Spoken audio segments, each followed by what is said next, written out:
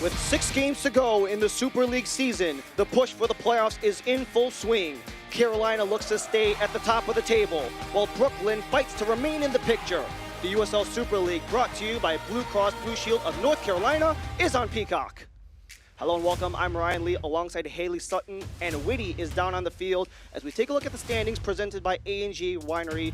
Both teams are in the top 3. Carolina's win on Tuesday keeps them in pole position. Yeah, and it's so important at this stage of the season to stay as close to the top of the table as possible. When you look at the margin for error there, not much, 5 points separating those top teams. And Brooklyn has been consistent when they've had to travel with a 4-4-4 record and the 3rd most points when they travel. And it's a really impressive stat when you look at the difficulties and the changes that Brooklyn has dealt with after the spring break. We'll get into that more in a minute, but head coach Jess Silva is not making excuses. She says they need to be consistent. They're coming off of a road loss against Spokane, so they're looking to bounce back today against Carolina. And if they want to keep that road form rolling, they'll need to lean on a connection that's been key all spring with Grace Philpott and Mackenzie George coming together. Philpott has been such a great addition to this Brooklyn offense. And sometimes you find the yin to your yang on the opposite side of the field. These two players have combined for 2 goals and 2 assists across the last 3. They will be key to the Brooklyn offense if they're going to take down Carolina this evening. We make our way down to ground level. Anna Whitty has more.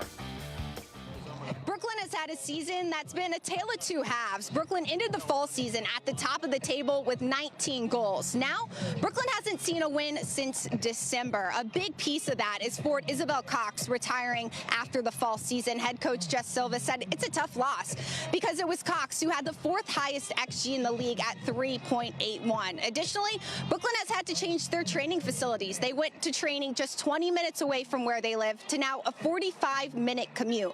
Silva said it's been a really tough adjustment. However, she's really proud of the team and how they've come together, and it's been a happy culture for this club. Right now, it's about focusing on the consistency and building on the 4 goals that they've scored this spring. We turn the page to Carolina, who is looking to stay on top. 3 consecutive shutout wins have helped Philip Poole. Yeah, well, Philip Poole loves giving us the coaches speak, right? But it's true. He said they haven't really changed much in terms of their training. The biggest difference has been their confidence level. They are a defensive-minded team. It starts all the way at the top with the defense, and then it transitions into scoring goals. Mia Corbin has been hot, but most of this attacking side has found their stride in the spring. Speaking of Mia Corbin, our player to watch is brought to you by Gatorade. Mia Corbin, the player of the month of March, picked up where she left off with an assist to open April. Yeah, she was held a little bit quiet in that DC game, wasn't able to find the back of the net, but still found herself to be an important part in that matchup. She's got 9 goals this spring in contention for the Golden Boot, and what I love about watching Mia Corbin is that she can score in any way, shape, or form. Off the one touch, off the volley, setting herself up. She is certainly an attacking. It comes to high quality, affordable health care, relationships matter. And after 90 years, Blue Cross North Carolina is proud of the relationships we've built with you. We're 5,000 neighbors, friends, and family committed to improving the health and well-being of everyone across this state. We're here for you, all of you. Going through an injury like that gives you a different outlook on life. Kennedy sustained a complete rupture of his Achilles tendon playing basketball, and the way we decided mutually to approach it was surgically. The team at Novine did a great job with keeping my spirits high throughout my process. They got me back to where I am today. What I look forward to in the future is getting back on the court, playing in front of fans that love the game as much as I do, giving them experience that they never had before.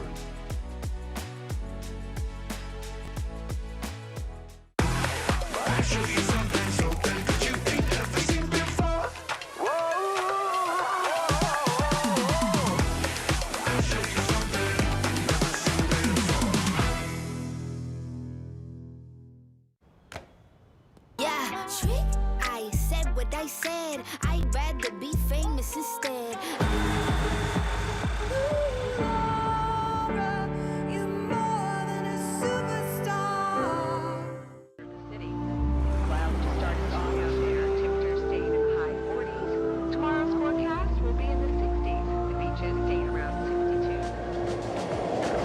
Tonight's match is presented by Blue Cross Blue Shield of North Carolina. Blue Cross and Blue Shield of NC is the official insurance provider of Carolina Ascent FC. Blue Cross NC makes health insurance easy. Discover employer, individual, family, Medicare, and Medicaid plans from Blue Cross North Carolina. Better care starts here.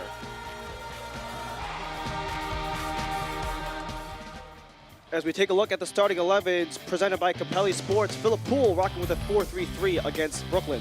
Not very different from the lineup he put out against DC. You'll notice the only change coming up top, Ellie Hutchinson coming back from the international break. She played 90 minutes for Israel over the weekend, so she should be in full form to help out this otherwise attacking lineup for Philip Poole. Look for Carolina to control the possession and get forward early. And for Jessica Silva and Brooklyn FC, their lineup also presented by Capelli Sports. They're going with 5 midfielders in hopes to get their first win of the spring. Defense, defense, defense to offense. That's what Jess Silva preaches when she puts her lineup out on the field. No changes from that lineup against Spokane just about a week or so ago. I'm interested to see how Gravias and Garziano sort of balance out the attack that George and Philpotts bring on the outside. As we make our way down to the field, Brooklyn and Carolina Ascent get started with 6 games left to go in the regular season. Carolina will be in their Trailblazer home uniforms in the purple and orange, right to left. Brooklyn in the all grays, left to right, as Carolina want to start right off the bat on the fast foot as that one trickles, and that will be the first goal kick for Niku Purcell. And for Carolina, they're coming off of 3 consecutive wins, all via clean sheets, a combined 8 goals and 0 against in the last 3 matches. And Brooklyn, it's a story that I'm sure they're sick of hearing about, but they have not won since the spring restart, 0-4-4, with the fewest wins across the Super League in that span. They want to turn things around with a team that is not only at the top of the table, but Brooklyn can climb within a single point of Carolina if they can grab the full 3 today. Brooklyn already starting off with some possession in the Carolina attacking third, as Brooklyn have struggled in 2025. Only 3 goals scored is the fewest across the entire Super League. And for Carolina, especially a team that has been locked down on defense, this is going to be quite a task for them. But a chance to cross in the center as that one hits the outside of the frame, but this will be the first corner already out of the gate for Brooklyn, 80 seconds in. Both of these teams coming out on the front foot. It's a good opportunity for Brooklyn to get a look at the newer goalkeeper for Carolina, and Samantha Leshnek-Murphy. Coach Philip Poole has talked about the privilege of coaching a goalie situation that he has between Megan McClellan and Leshnek-Murphy. Leshnek-Murphy has gotten the start over the last 5. Salma Amani to take the corner as the in-swinger into the jumble, still alive and out of play. And this one will be Leshnek-Murphy to send it away. Tonight's injury report is presented by Novant Health. And you see the myriad of injuries that Carolina is dealing with. 2 for Brooklyn, including the goalie who led them the entire portion of the fall in Martinez, with Rosette out as well. This one sent along towards center, where blocked partially, but a chance to break out again. And this is the danger of Carolina, how quickly they switch into their transition ball. The counterattack, always so dangerous. They like to build on the possession and then send that big ball forward. It'll be interesting to see 2 possession-style teams going head-to-head. Which team is going to find those spaces early? We've already seen both teams get opportunities in the respective attacking thirds. Tricoli flips it outside for Harding, wanted to center it, but a couple of gray jerseys in the way, so nothing more can come there. As Brooklyn want to reverse in the other direction, Mackenzie George lays it back. George having herself an excellent recent stretch of games as part of the team of the month of March, a goal and assist across her 6 matches, and they'll have to lean on that connection that we mentioned right off the gate with George and Philpotts, both of them getting their early touches in. And for Carolina, They've really been not only one of the best teams offensively, but defensively as well since the spring restart, scoring the most goals in the league since we returned from break. And also, they also have a lockdown defense with the fewest goals allowed in the entire league throughout the entirety of the season. And it's interesting getting to chat with head coach Philip Poole. I love just picking his mind and getting inside the soccer brain. He was actually very impressed with that 1-0 draw, or that 1-0 victory, I should say, against DC earlier in the week. And the thing that impressed him the most was the amount of passes they were able to accumulate in that game. Over 500 passes connected, and that is Carolina's bread and butter. Again, they like to build from the back, find their middle players, send it out wide, and then send those big balls in for players like Mia Corbin and Hutchison to get on the end of. Something that, ironically enough, is actually a similar possession-based style that their co-tenants at American Legion Memorial Stadium, the Charlotte Independents, possess. Now Brooklyn possesses, and that one's attempted from deep. Leshnek Murphy swats it down. Leshnek Murphy has gotten the nod from Philip Poole over the last couple of games. He said he wanted to bring in some competition for Megan McClellan, who was having a tremendous fall season. She led the league in shutouts, but needed a little bit of competition back there. And so far, Leshnek Murphy brings a little bit more aggression. She's not afraid to come out and get some of those balls, some more punch-outs maybe, just brings a little bit more of an aggressive presence inside net. We mentioned the 3 consecutive shutouts that Carolina is coming off of. Leshnek Murphy was in net all 3 of those shutout wins in Lexington, in DC, and right here at American Legion Memorial Stadium against Dallas. And a Dallas team that is creeping up on the tails of Carolina as they look to continue their build-up, but interrupted as the attempted feed for Corbin falls back for Tricoli.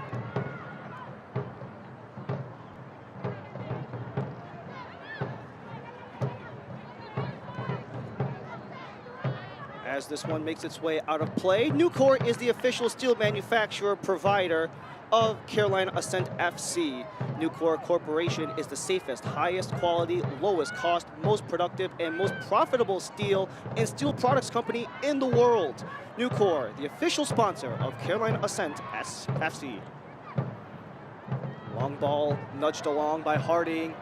Attempted to come in as Aguilera, but she is cut off. As that last glance is off of Aguilera, so it will be a throw-in for Brooklyn. Aguilera is one of my favorite players in the league. She has such a dangerous threat on both the offense and defensive side of the ball. You saw there, she's not afraid to get up in the attack. In fact, you see her a lot of the times on those outside channels building forward. On the outside channels is Ellie Hutchinson as she twirls around the corner. Harding goes back centrally where it's across for Porter. This will be laid back once again, and you mentioned Aguilera. She's listed as the left back, but she is currently tied for the most chances created across the entire Super League, as this chance is created off of the foot of Harding, but snagged by Purcell. Shot by Audrey Harding. Good early test for Purcell there. She's going to have fits with Audrey Harding. She came back from injury after the fall, just feeling renewed in this sense of energy on offense. She's not afraid to take a shot, so I'm sure we'll see quite a few of those fall as the game goes on. But Coach Philip Poole actually told us the most impressive part of her game in the spring has been her defensive effort. However, the defensive effort will be needed as charging forward Mackenzie George. Into the area, last glance off of Hutchinson. This should be a corner for Brooklyn. It will be. Mackenzie George, such a dangerous player on those in those outside channels, I should say. She's got a lot of speed, and her work ethic is always really high. Head coach Troger, the in-swinger, punched out by Leshnek Murphy, and Brooklyn will rewind and reset. And that's the value of having a Leshnek Murphy in goal. No shade to Meg McClellan, but Leshnek Murphy just never afraid to come out and get a touch. I would have liked to see her maybe get her both the hands on that save, but nonetheless keeps it out of the back of the net. Also helps being 5'11", so the reach is most certainly there. Especially against the jumble that she has to deal with every time the ball gets sent in. Amani going again on that far corner. Salma Amani, in-swinger, up in the air, punched out by Leshnek Murphy. Still alive, but a foul from Brooklyn on the offensive side.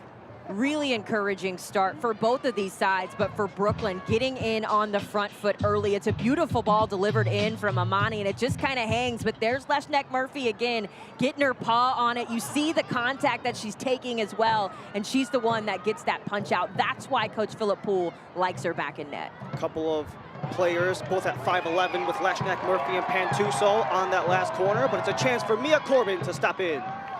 Corbin into the area, wiggles through, and a nice poke out there by Kroger, and this will go in Brooklyn's favor, and Kroger locking down Corbin. You mentioned how DC was trying to shut Corbin down, and Samantha Kroger went face-to-face with the current co-leader of the Golden Boot. I love that tackle from Kroger there. Not afraid to step in and make contact with the ball. It's a dangerous area to try to make a tackle, especially on a player like Mia Corbin, who can draw the penalty there. Really smart defending from Kroger.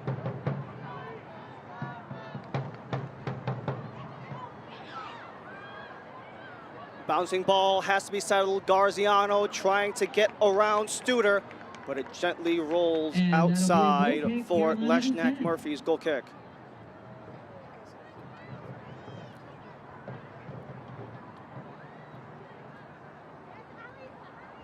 Carolina Ascent 10-5-7 to start off the inaugural USL Super League season. One of 4 teams who are currently separated by 5 points in the standings. And this will be an absolute fight to the finish. Both Brooklyn and Carolina Ascent, if you include today's match, only 6 left in the season. And when you have so many teams divided by so few points, it was 7 points across the top 5 teams, that can absolutely cause not only a fight for the top 4, but the #1 overall seed that's currently being held by Carolina. Well, it just means that you have to be on your P's and Q's, right, as the season goes along. Any of these teams can step up and get hot. I talked about Fort Lauderdale earlier as we were getting prepped. They were a team that struggled to find their identity during the fall slate, and then coming into the spring, they added some new pieces, and all of a sudden, they're a team competing to get into that top 4. So really, if you were in the top 5, top 6 of the league, you can't afford to drop matches, especially if you're at home, when you think about how tight it's been between Carolina and Dallas up there at the top. And Brooklyn, we talked about their struggles in the spring. They're still, only 3 or so points back from that top spot. So a result today could certainly change a lot of how we look at the season as it progresses forward. Dallas Trinity all the way in the Pacific Northwest to play Spokane Zephyr. Bouncing ball easily scooped in by Purcell.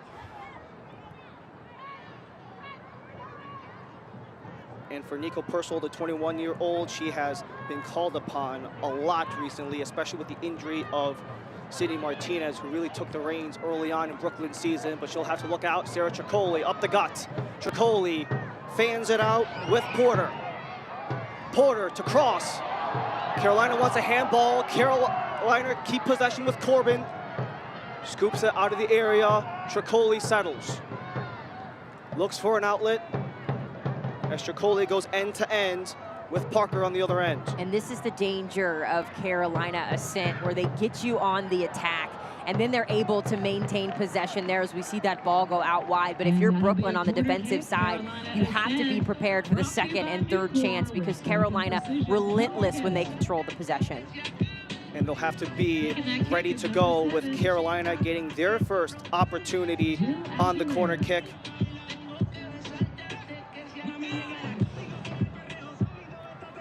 Another Carolina corner kick brought to you by Nucor, the first one for Carolina Ascent.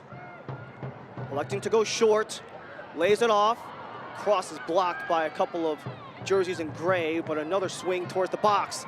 Headed on, scramble around, no one can get it, but it is poked out of play, and the throw-in will go in the home side's favor.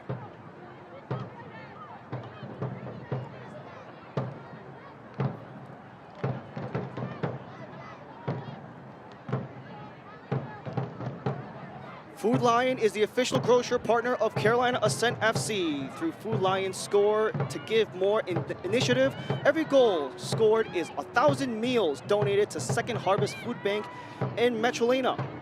In the first half of this season, Food Lion and Carolina Ascent have already donated 26,000 meals. Food Lion, easy, fresh, and affordable. And I'm sure that Food Lion has been very gracious for Carolina Ascent, the second most goals scored across the USL Super League with 30. and they had an opportunity in the last corner too. And with Carolina, you know, we talked to Philip Poole, talking a lot about his possession style and working kind of on the defense and creating offense. But you look at the raw numbers, second most goals in the league, and so far it kind of has been working both ends with being a top 2 unit, both offensively and defensively for the Ascent. And the game of soccer is always a challenge, right? Because when you're starting a new league, you're bringing together players who have a mix of experience. It can take some time to develop that chemistry. And so, you know, we talked about the Philippots George connection earlier today. Those connections take a while to get going. And so I think what you started to see as the spring has gone on, that chemistry, that energy, that confidence that Coach Poole talks about, it's finally all coming together for Carolina. Even when you look at Mia Corbin, she's had this explosion in the spring, but Coach Poole told us she's always had it in her. It's just a matter of getting her confidence level there. As this one goes end to end, Brooklyn will hang on, and we mentioned that last game versus DC and what Philip Poole really liked out of it. And I think another takeaway you can talk about with that last Carolina versus DC game, they stuck with their 11 for pretty much the entirety of the match, only making one substitution in second half stoppage, which really shows the confidence in Carolina's entire roster and how they want to stick to it and really maintain it the entire way through with the consistency they've had, especially as of late.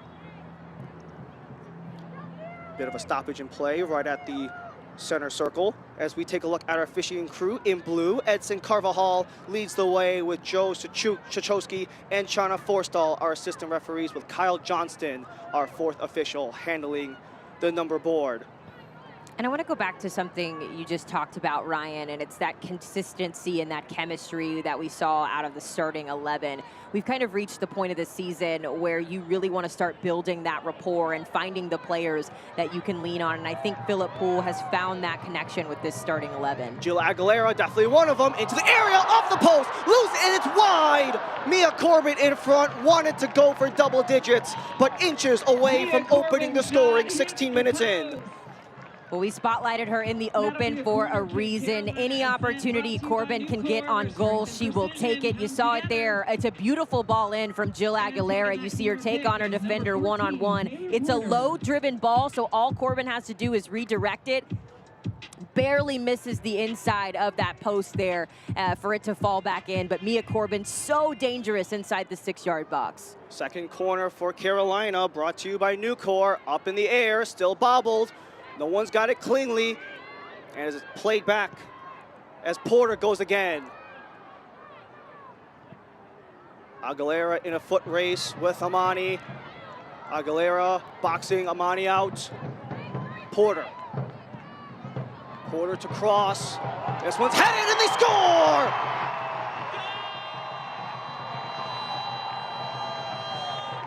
Charging in for the header, Jenna Butler gets the scoring started. Carolina's up 1-0.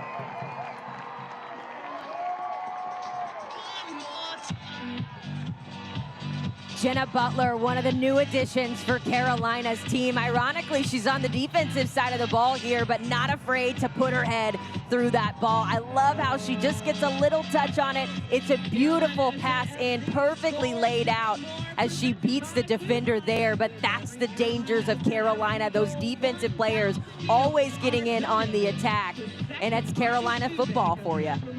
So far this season, 30,000 meals.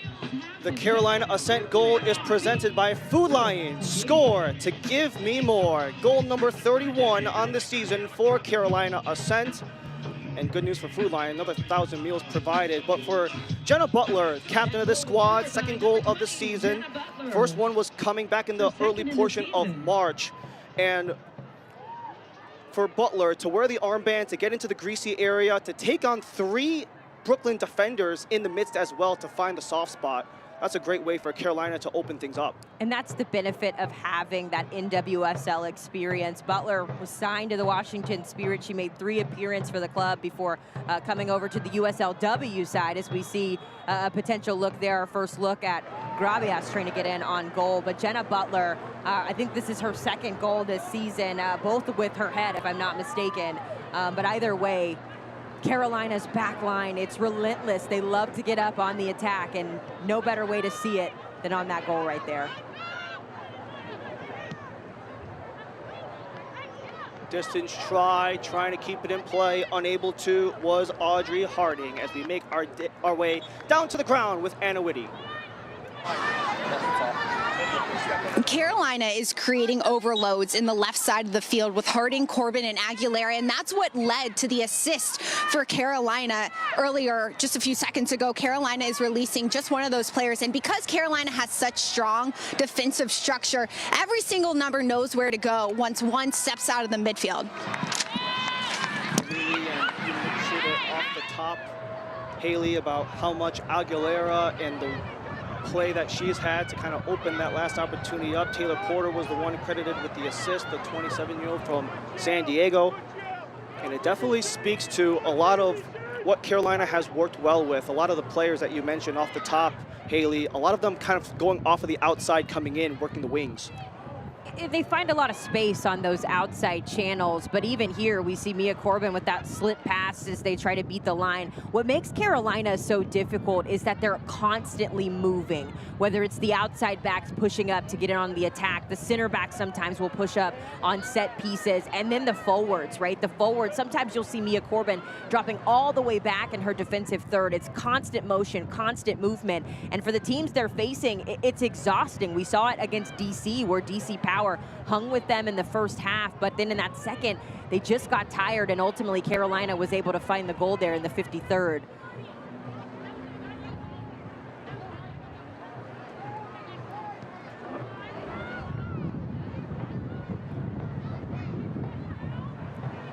The climb continues for Carolina Ascent FC. Be a part of the excitement as we rise to new heights in the 25-26 season. Place a $25 deposit per seat today to lock in your favorite seats. The best pricing, exclusive perks, and cheer for the only professional women's soccer team in town. Visit carolinaascent.com/season tickets for details. Together, we'll conquer the next peak. The peak of the 24-25 season currently held by Carolina Ascent, as they have to look quickly with Mackenzie George threatening, and it will be the throw won by Brooklyn. Back to George already off of the arms of Pickard. And Pickard will give it a go once more.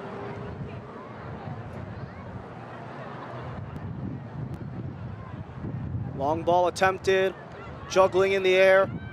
Corbin to settle and clear. Is eventually trying to continue the cycle with Samantha Kroger as Brooklyn work at the center stripe. And for Brooklyn, obviously still plenty of time and game ahead of them here. You would like to think that a goal coming in the next 5 minutes or even sooner than that would obviously change the trajectory of how this game feels. But the problem when you're facing Carolina is there's such an opportunity for the score to balloon. You saw it when they took on Dallas a few weeks ago when Carolina was able to defeat Dallas 3-0. It was just a game where Dallas had their chances but didn't capitalize on opportunities. Only 3 goals scored since the restart across 8 games played. Those were a 2-2 draw versus Tampa Bay and a 1-1 draw at DC. As we take a look at that last foul there. Just a little bit of contact. Tricoli not afraid of the physicality of the match as she goes in just a little too hard there on Sam Kroger.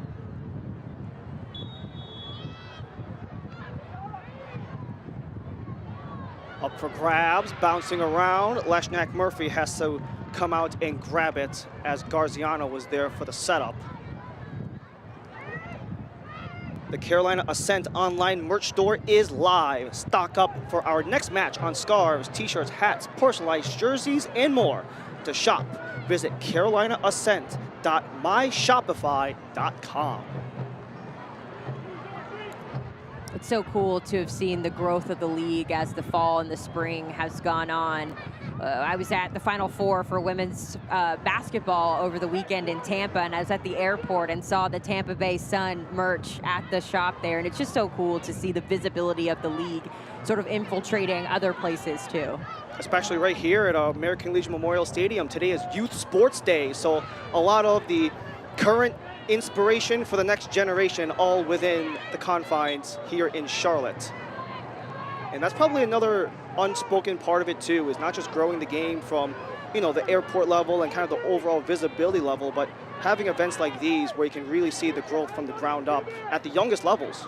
And we talk about it all the time, the way you can integrate the academy players into the professional level. It really just gives a lot of opportunity for players to find their stride here stateside, as opposed to, you know, having to go overseas the way we're so used to seeing in women's sports. Tricoli holds it down, chipped up by Hutchinson as it bounces graciously towards Purcell. And Ellie Hutchinson, coming back from international duty, was not on the roster against DC, where she was with Team Israel, starting the entire match in the UEFA Women's National League in a 3-3 draw against Bulgaria. And for Hutchinson, having someone like that aside of Riley Parker, who was so dynamic in that DC game, and Mia Corbin, the player of the month, definitely can make that front three extremely threatening for the Ascent. It just gives opposing defenses so much to pay attention to, and then you mix in the midfield presence of Audrey Harding and Tricoli and Taylor Porter. It really is a very well-balanced and organized team.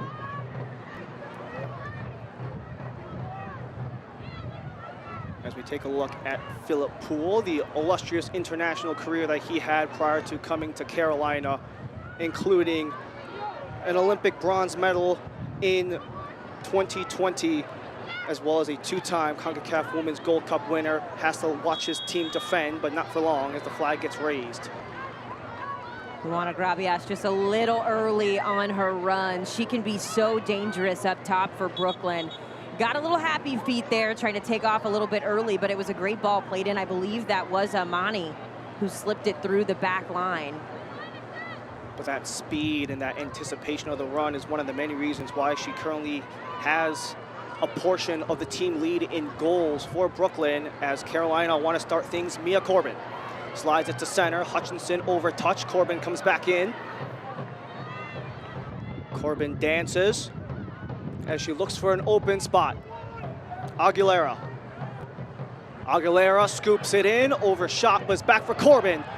Corbin tries to fight through. A couple of gray jerseys in the way. Carolina maintains possession as Aguilera chips this one up a little too far for the intended target, and this will be Brooklyn's ball. Overshot was Harding.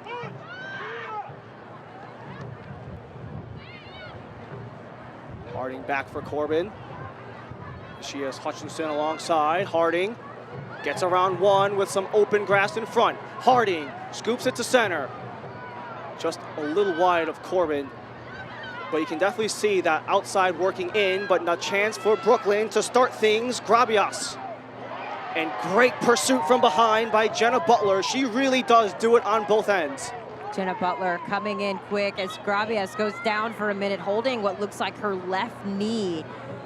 And it was a pretty routine tackle there from Butler. I'm wondering when we get another look at this if they maybe just knocked knees in stride. Is it this? Or this? Or how And that's what it looks like. It looks like it just was incidental contact there on the outside of the knee, and nothing like a little bone-on-bone contact. It hurts. There's no other way to put it. Especially because the only real padding that anyone has is just a little below the knee. Anything above is unfortunate. And especially with the pre-wrap on that left knee, you can see it too, that taping there. I'm sure that definitely makes that potential site even scarier. The athletic trainer going through all of the testing there. Knees, ankles, those things are always so difficult to manage, especially in a sport like soccer, where I don't need to say that the predominant use is in the lower extremities there. Hoping that Grabias is all right and just a little knocked up there. And when you talk about Grabias, she leads the way for the team, and then on the other side, you know, when you have Garziano and Grabias leading the way for Brooklyn FC, you have this Carolina side who are essentially rallying around their on paper team MVP with Maya Corbin leading the way with 9 goals. Had a chance, went off the woodwork, it went out of play, but it's between McCain, Corbin, and Thornton, all looking for double digits and pole position in the gold boot. Well, I'd love to know what she did during that winter break. She came back into the spring playing with her hair on fire. 6 of those 9 goals scored in the spring. She's had a couple of braces along the way too, and I talked about it in the open. She's so dynamic because she's a goal scorer that likes to be involved in the run of play. So she'll drop back into the midfield. She likes the ball at her feet. She likes distributing it out wide and then continuing her run on, and that's how she's able to get in on net so often, is because she's constantly moving and putting herself in goal scoring opportunities. Especially considering that she already has a golden boot back in 2022 with the top division in Costa Rica, and could potentially have a chance to get it back on stateside as well. As Grabias comes back onto the pitch, trying to pursue, but cannot close in as it's played out for Harding. Harding crisscrosses end to end. A little bit under for Parker, but she corrals regardless. Parker leaves it behind. Cut across. Harding took a deflection as that one slowed down towards Purcell. Shot taken by number 18, Harding. As we're half an hour in for the 1-0 lead, Anna Whitty is down on the ground. Anna's got more.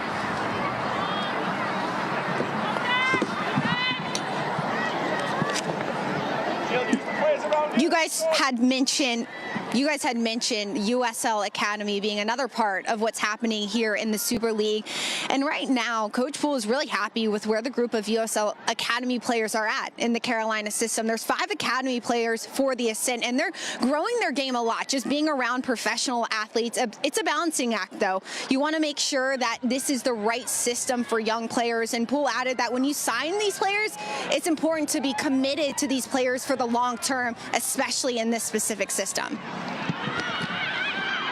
It's so true what Anna says. You know, the sport of soccer is one of those sports. It's more on the men's side than the women's side, but typically, you know, you get involved a little bit late. You play a bunch of different sports, and I think the emphasis on developing at a young age really puts it in the mind of those academy players that you can grow up and you can play professionally stateside. And I think it's really special what these young players are able to do. We've seen players like Stella Spitzer, or Spitzer, I should say, for Carolina. Dallas has Celie Strawn. DC, a handful of players who could come in and play as well. Participating in halftime right now, will you please make your way to the game? Join the Carolina Ascent Saturday, April 19th. The Trailblazers are back home against Spokane Zephyr for the first annual Green Game presented by Nucor. Lock in your seats and get your free Carolina Ascent Stanley Style tumbler. Visit carolinaascent.com/tickets to get your tickets today. Memorial Stadium next Saturday for a huge A free Stanley tumbler. I think that game is going to sell out. Those things go like crazy off the shelf. Especially for you, Haley. You have one on our table right now. I do have one on the table. That was a personal shot at myself. Don't worry, my wife's got a little shelf of hers as well. Too bad they don't use them enough, or she doesn't use enough of them to warrant the space, but I help her out in some cases, just not tonight though. There's something about being an adult and having a straw in your cup. I don't know why it makes the water taste better, but it does. Just Silver trying to make her adjustments on her side. That's currently down 1-0, a little past the half an hour, as Corbin lays it back towards Leshnak Murphy. And for Carolina Ascent, they continue to build their way up from the back forward.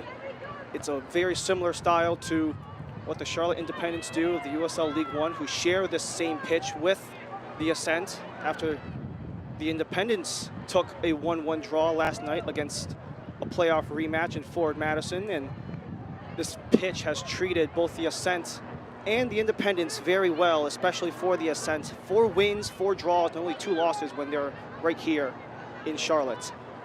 But a potential turnover, it's up for grabs, a turnaround try for Grabias.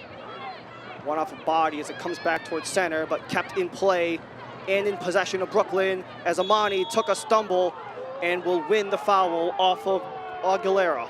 Kind of uncharacteristic for Carolina there. Aguilera just trying to dribble out of the back, took just a couple of extra touches, and it led to Brooklyn descending and then it kind of ping-ponged around. Unfortunately, though, you can't be doing a lot of dribbling on top of your box there. And then the foul sets up a set piece as Brooklyn looks to find the equalizer. Sam Kroger ready to serve.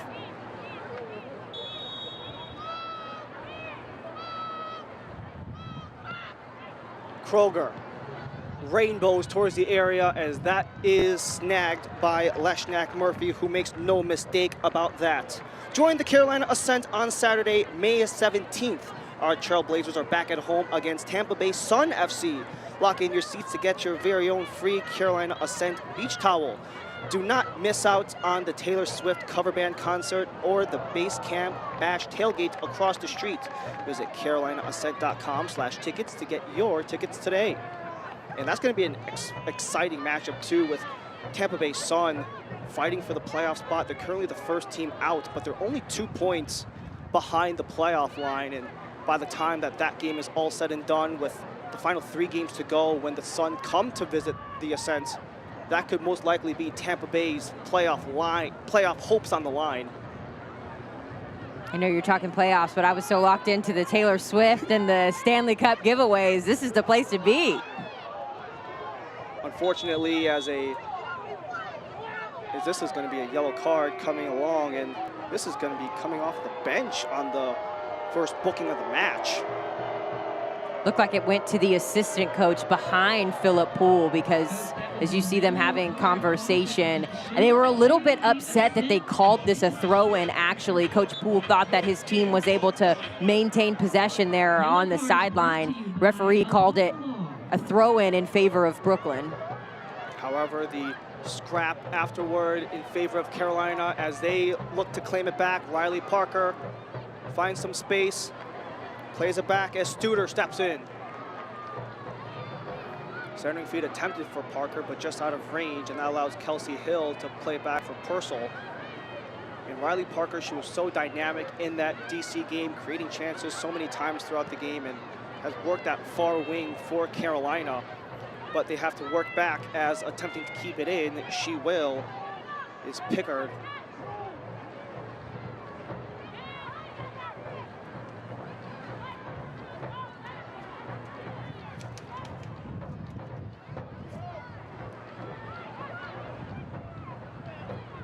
With a bobbling ball is Sydney Studer. One skimmed across the line. This will be a Brooklyn throw, and this one, I'm sure Philip Poole will not argue about. That was as clear as day. But we're 10 minutes to go in the first half. The only goal was on the header by Jenna Butler off of the feed in by Taylor Porter back in the 17th minute.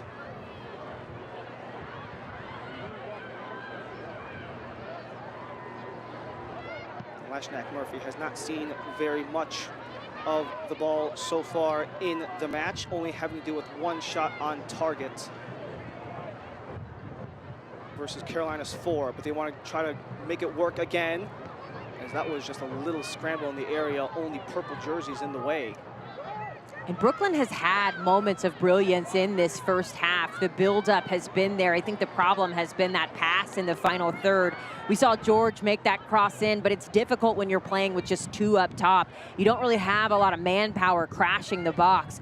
So going forward, and I'm sure this is something Jess Silva will talk about at the halftime break, I'd love to see a player like Amani or even Kroger, get in on that attack a little bit. I know Kroger likes to play a little more defensive, but they need numbers in the box in order to create some chaos for Carolina back there. Trying to create something. Garziano, she cuts across right to left. Block goes back for Kroger. Down the gut for Amani, but the flag goes up before Amani could strike, as the Moroccan international was looking to tie things up.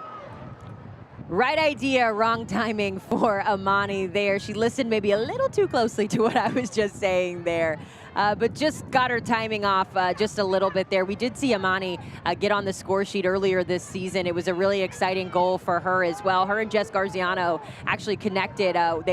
Jess was her coach when she was coaching overseas, and so they kind of have that development and that relationship already built in. But I think Amani has really come into herself over the last couple of games. She's finding her confidence. You saw it there. The timing, not quite right, but showing that she's willing to get in on the attack is important. And sometimes it just comes down to playing time with only 2 matches the whole season. Those were back in October, with 8 matches since the start of March. And that playing time can definitely help out.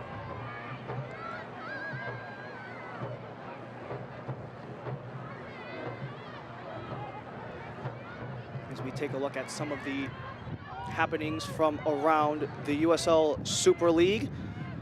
Fort Lauderdale and DC Power just starting things off with the Tampa Bay Sun taking the lead on Lexington. And we mentioned off the bat, Tampa Bay 2 points out of the 4th and final playoff spot, and every single point they can get can most certainly be beneficial, as well as these two, with Tampa Bay only 3 points behind number 3 Brooklyn to enter the day.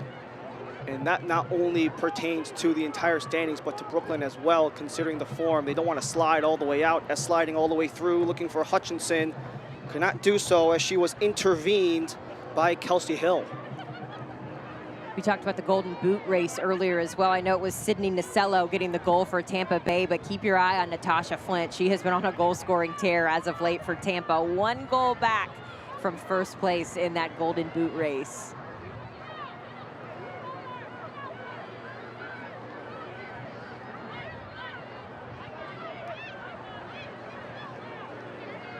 Jenna Butler looks to start the breakout in many elite leagues throughout Europe. Visit us.select-sport.com for the latest Select product specials and more. Select, the player's choice. I can't believe how long Select has been creating equipment. I remember being a very young pup growing up playing with Select balls, and so it's nice to see that has continued over in the Super League. And looking to continue the attack on that far sideline. Nothing much can be made with Grace Philpotts as she went shoulder to shoulder with a couple of Carolina players, but Brooklyn will maintain possession off of the throw. And for Brooklyn, they are going to be offside on this last possession, but Brooklyn, they're still very much in the mix of things, despite some of the slumps that they've dealt with throughout the latter portion of the season. They are still with 9 wins on the season. They could join Carolina and Dallas as the only teams with double-digit wins. And with Fort Lauderdale just kicking off, they're looking to join the club with the 10-plus win section as well. And look, it's not been great for Brooklyn this spring. The results haven't been falling. Coach Jess Silva was very candid with us in our conversation earlier this week. In fact, she told us that there's going to be a lot of lineup changes. Everything is open. It's basically an open tryout to keep your starting spot each and every week. And I kind of talked about that earlier, just the ebbs and the flows of a new season. It can be difficult to find that consistency in your starting 11. A matchup on that near side corner that continues to pop up with Harding and Sasha Picker just going at each other. That's kind of one of those things that you just naturally see throughout the progression of the game, just similar wings, just having to see each other's face the entire match. As this one is tossed in, it's laid back, Tricoli gets past one, couldn't get past another, and this allows Brooklyn to start things. Mackenzie George, full sprint ahead. George alongside Grabias. Grabias has Butler in her face, centers, George wanted to scoop it back for Grabias before a wall of Carolina defenders prevent that from going through. And that's kind of what I was talking about earlier with Brooklyn. What a counterattack there as Grabias and George combining up the field. Unfortunately, by the time they got up and they were ready to make the attack, they had no numbers in the box, so they had to settle for George's shot there that was blocked, and by that time Carolina had already recovered. So just missing that one extra step, that one extra piece up top for Brooklyn so far. And then you had Carolina attempting to go the other way, but they instead elect to pause to bring numbers forward, and they will. Audrey Harding tries to skip around, lays it aside. Hutchinson holds. Hutchinson, Harding is just off the mark.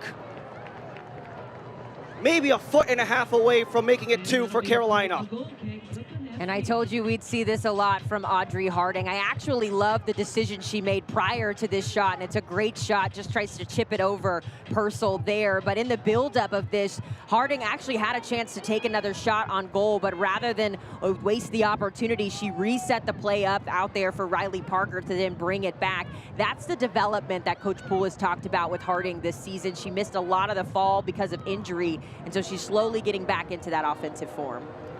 Audrey Harding, another member of the Team of the Month. He has mostly been known for her playmaking, tying for the #2 spot in the Golden Playmaker race with the most assists. But that inability to finish allowed Brooklyn to transition the other direction. As Brooklyn look to maintain Amani, and that will be a foul on the offensive side for Brooklyn once more.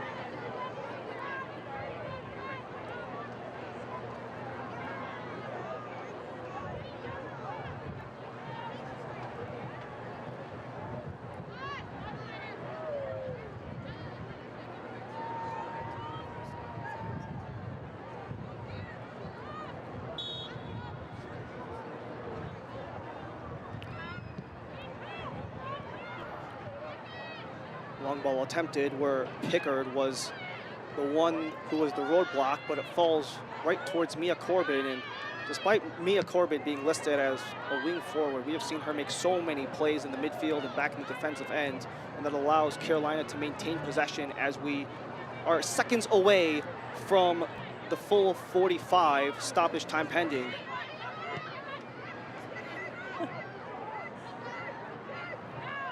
And the video board has flashed up. Have to go. Brooklyn are looking to equalize and make things interesting at the half as the foot race at center, laid back towards Pickard, streaks it along for George.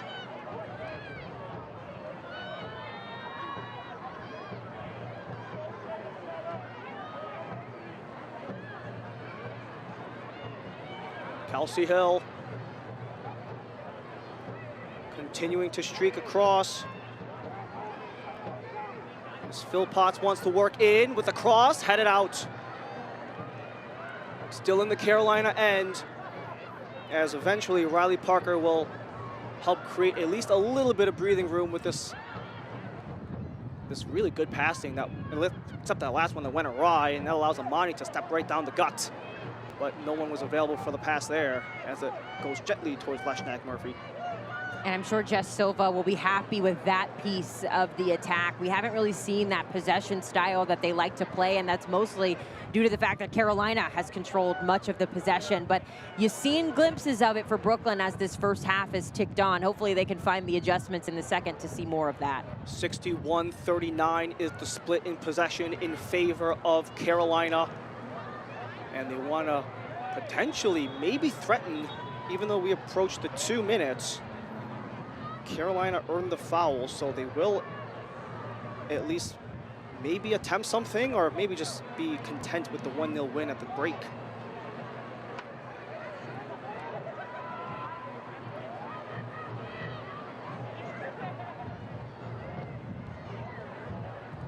Aguilera getting ready to step in, Puerto Rican international, as whistle goes. Aguilera. Pass to Aguilera will serve. Header is bobbled, cleared by Amani, and that will be it for the first half of play. Carolina Ascent in the 18th minute. Jenna Butler off of the feed from Taylor Porter to start off the first half, starts off the scoring.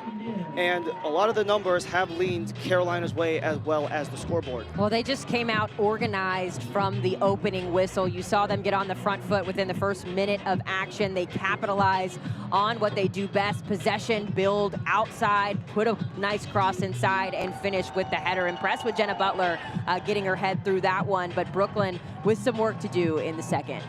And Carolina Ascent, when they have scored first, 10 wins, 3 ties, have yet to see an L when they score first. As we talk about Jenna Butler, she's alongside Anna Whitty down on the field. Jenna, congratulations on your second Super League goal. You are feeding those balls down the left-hand side. What are you seeing? Honestly, any opportunity to get it into Audrey Harding, I'm going to try it all day long. She's great with the ball at her feet. She's great with her running behind, so I just put a lot of trust in her to get on the end of those balls. Your back line is looking for their 4th straight clean sheet. How have you been able to handle Brooklyn's high press in this game? I think we've just done a good job of really being on the same page with each other and communicating well, and I think as long as we're locked in and focused on us, it's kind of easy to kind of drown out the other team's plans. Thank you so much. Thank you so much. Jenna Butler, the lone goal scorer in the first 45 minutes of play. Plenty of action, only one goal to speak of through the opening 45. Carolina looked to maintain the top spot at the table. They do so with the advantage, 1-0 at the half.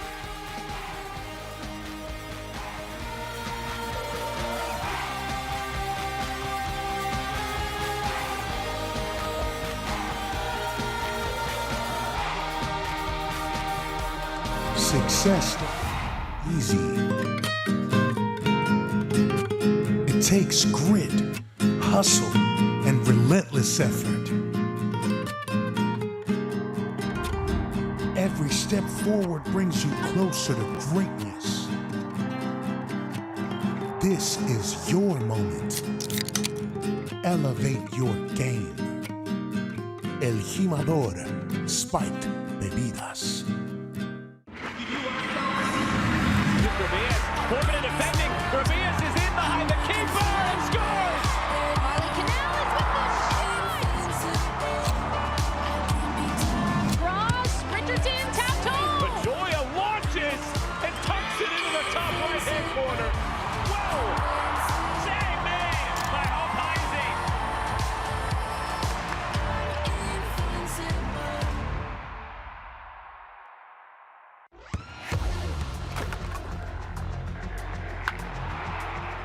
We all have goals. But let's be honest. Most of us aren't going to be professional athletes. But if your goal is to finish your degree, we can help. Come to a university that puts your goals first. Bellevue University, your partner in finishing goals.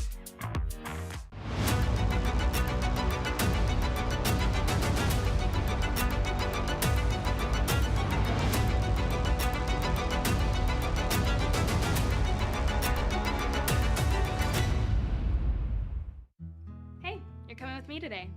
I am? Mm-hmm. Come on. My sister loves volunteering with her coworkers. Heads up. I asked her why she likes it so much. This is my little sister. She said there's something special about helping out with Food Lion. Yes, of course. Have a great day. You get to make people smile. Here to fill tables and hearts with hope. Food Lion feeds, here for every moment. What does a better tomorrow look like? More people enjoy safer, more comfortable indoor spaces, clean water, clean air, healthy food, and a healthier planet. That's what Train Technologies believes tomorrow should look like. So we put people and the planet first. Today, we take bold action. So tomorrow, there's a better world. For everyone.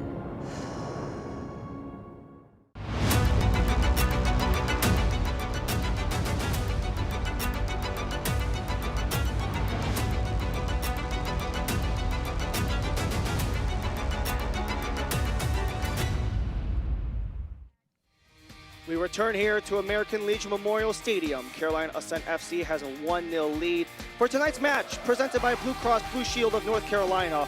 Blue Cross Blue Shield of NC is the official insurance provider of Carolina Ascent. Blue Cross NC makes health insurance easy.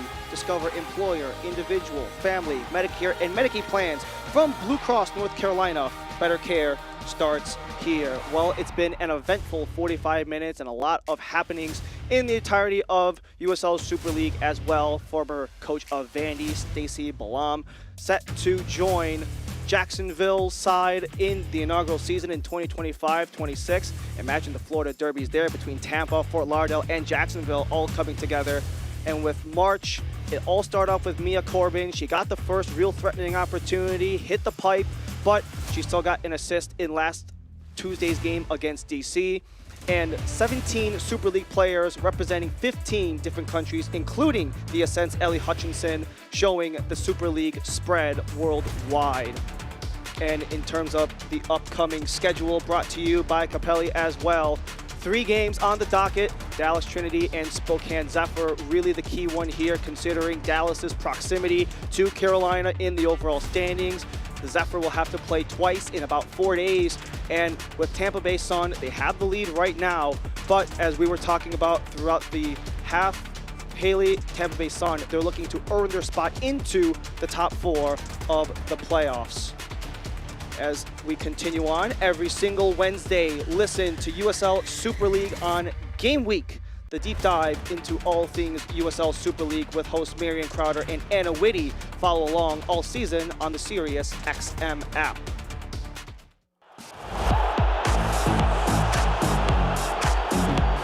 The month of March, we saw some fantastic finishes, and the awards are out. We break down who we thought really deserved to get recognized this past month. Plus, Tampa Bay's Tash Flint joins the show to break down her recent success. Not only that, but we talk about the new kid on the block, the most recent hires, including a head coach from Sporting Jacks. And if that's not enough, we turn into a golf show and give you our master selection this week. A very eventful game, 1-0 at the half. Carolina Ascent has the lead. More from across the USL Super League when we return.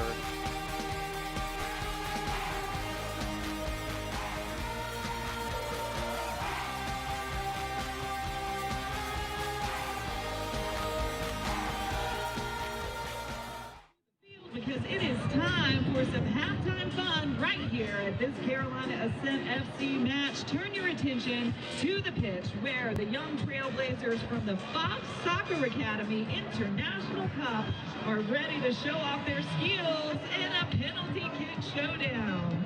But there's a twist.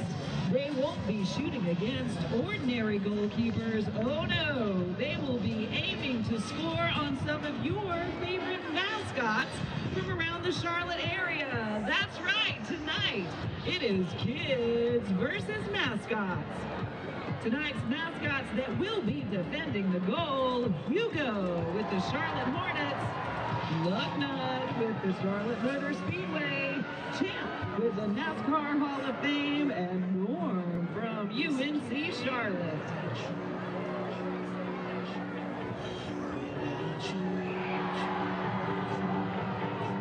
I am lost, I am vain, I will never be the same without you.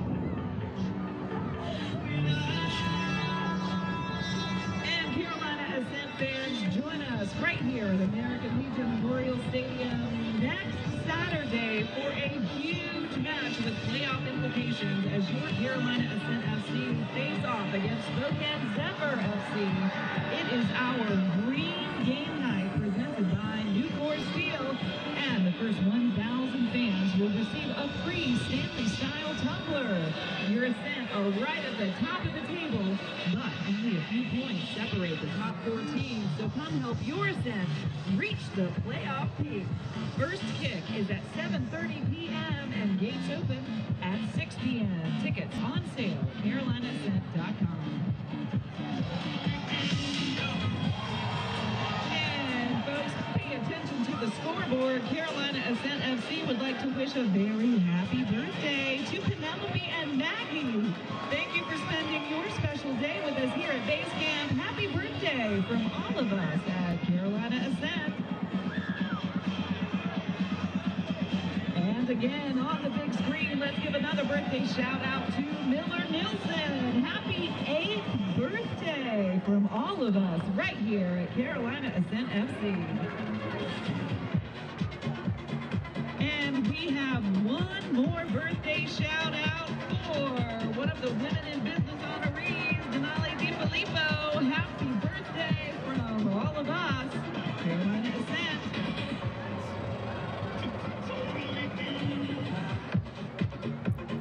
Back here at American Legion Memorial Stadium, where we have the match highlights through 45 minutes brought to you by Blue Cross Blue Shield of North Carolina. And you wouldn't say you can't get things started without your team MVP getting things started out the gate. Yeah, this is a great ball in by Jill Aguilera. Unfortunate touch there from Mia Corbin. She actually gets 2 opportunities on net there, but it's a good save by Purcell. And then again, this is the buildup. This is the Carolina blueprint. It's a beautiful ball in from Taylor Porter. Jenna Butler comes crashing at that back post. She gets really high up in the air, just able to outlast her defender for Brooklyn there. But that's the difference so far. We've seen a lot of it coming from those outside channels for Carolina. Especially for Jenna Butler, 5'10", across a couple of defenders, 5'6", 5'7", as we take a look at the halftime stats brought to you by Blue Cross Blue Shield of North Carolina. Your biggest takeaway through 45, Haley. I'm looking at the possession and I'm looking at the offside. We've seen Brooklyn called offside 5 times. They just can't get that offensive timing, and a lot of it is because they haven't been able to play that possession style soccer that they like to play. Jess Silva, I'm thinking, will make some adjustments coming into this one. They got to get some offense going. 1-0 at the half. Even though there's only 1 goal on the board, plenty has happened as the next generation looks on. 1-0 in Charlotte.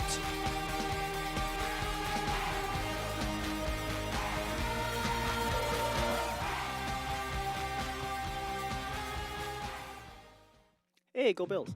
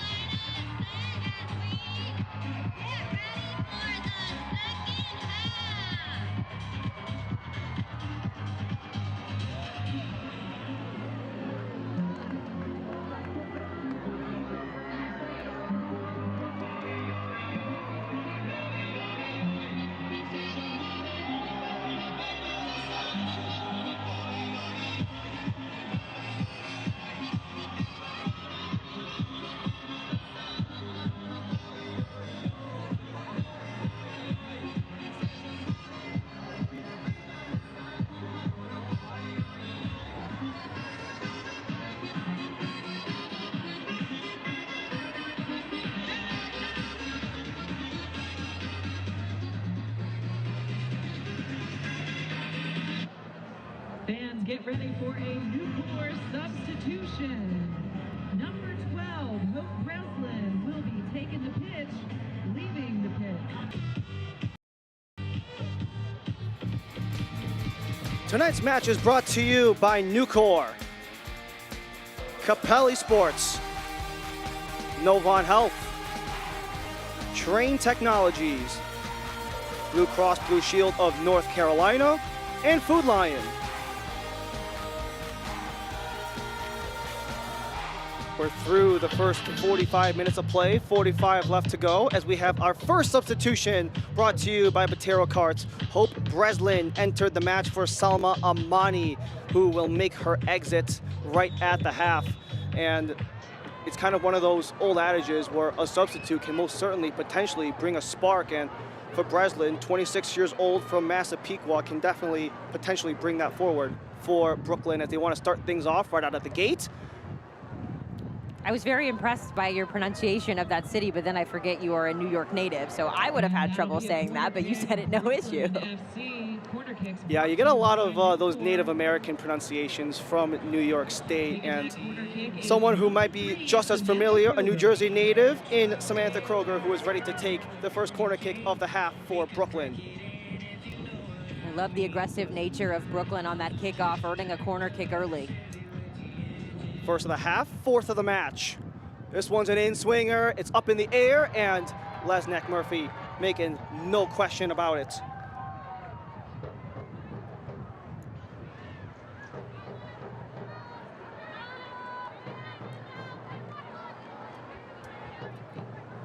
Tricoli and Studer elect to go deep, but it was overhead of Ellie Hutchinson, so it is played back for Nico Purcell.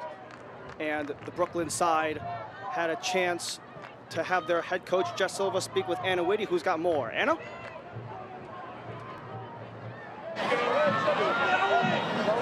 Coach Silva said she spoke with her team in the halftime break about Carolina forcing it to the left-hand side, specifically to Harding. Harding needs to be forced into the wide areas because whenever Harding does receive the ball, she has a lot of success inside against Brooklyn's back line. Additionally, Coach Silva said she needs her team to maintain more possession in between the lines, especially in the wide areas, because Brooklyn hasn't even tested Carolina there yet. Right now, Brooklyn has had only 38% of the possession and 2 shots.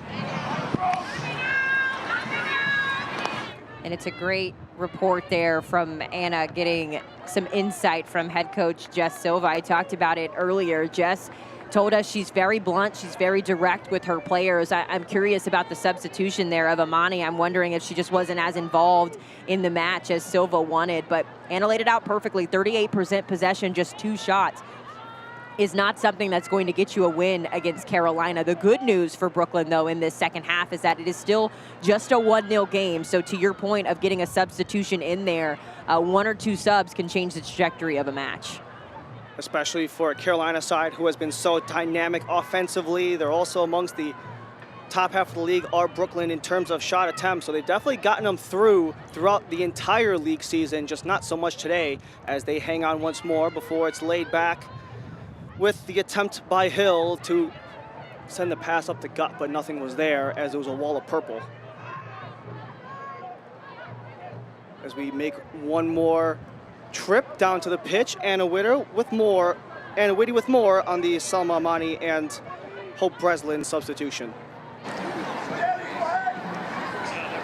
Haley, you mentioned noticing the substitution for Breslin and for Amani. After Carolina scored, Amani did not jog back into the huddle with Brooklyn, and Coach Silva was really upset about it. She turned to her bench and warned Breslin to get up, to jog, and get ready to get into the game. About that, didn't want to speculate, but Jess Silva is very big on her players giving effort, and unfortunately when you're in a tight match like you are with Carolina in this one, you cannot afford to have a player on the field who's not going to give it their all. That's a great report there from Anna. And that kind of adds to that other element too, especially when you focus on the overall player management side of things, holding your players accountable to what they can and cannot do. And especially for someone like Hope Breslin, she hasn't scored yet offensively, but she has been a consistent contributor for Brooklyn, 19 appearances throughout the season so far. Breslin as well with NWSL experience, the first ever draft pick for Angel City FC, and we know that team has been on the rise on the NWSL side, and I talked about it earlier, just the experience you get from playing at that level and bringing it to the Super League. It just elevates everyone on the field.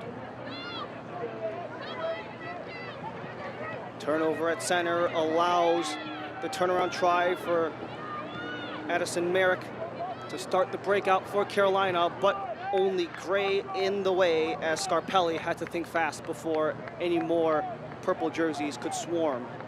And you can see the frustration on Jess Silva's face, trying to calculate what she can do to get her side going. It just seems like the changes and everything that they've dealt with in the spring have just been really challenging to work through.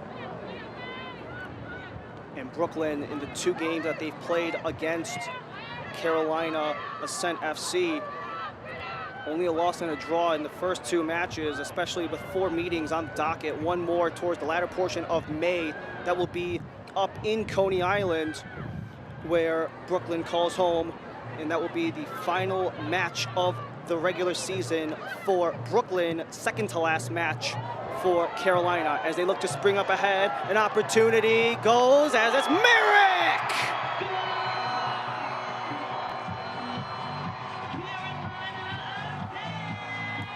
Full speed ahead, Addison Merrick makes it 2. Wow, wow, wow. I actually thought Addison Merrick was gonna lay this off, but my goodness, Coach Poole told us that she is a game player. She loves to be the star, and she puts that strike on full display. We're typically talking about her defense, but she's another one of those outside players who doesn't mind getting it on net. And I actually love the decision from Riley Parker. She sort of slows up her run, letting her know she has that support on the left. But boy, Addison Merrick putting an exclamation point on this game for Carolina. What a way to get your first goal in the USL Super League for the ex-Kansas Jayhawk Addison Merrick as she was streaking along that near side to give Carolina another goal presented by Food Lion, score to give more. Addison Merrick's been knocking on the door of finding that first Super League goal. In the game against DC, she came right up the middle and struck a ball that went off the top crossbar. It narrowly missed the back of the net, so you had to think it was coming. And certainly, what a strike that was. What a way to get your first Super League goal.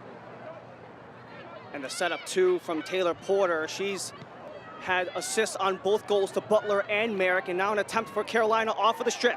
Mia Corbin works the near side, but could not do so as there was intervention by Brooklyn. Tricoli centers for Parker, and it's played all the way back towards the back line with Aguilera, Butler, Studer, and Merrick complementing that back line. Merrick possession once more. It's just a little bobble out of the way, but for Merrick, it's especially quite a way to get your first goal, not just getting that speed and space off the far side, but just whipping that ball far corner with Purcell sneaking in on the near side.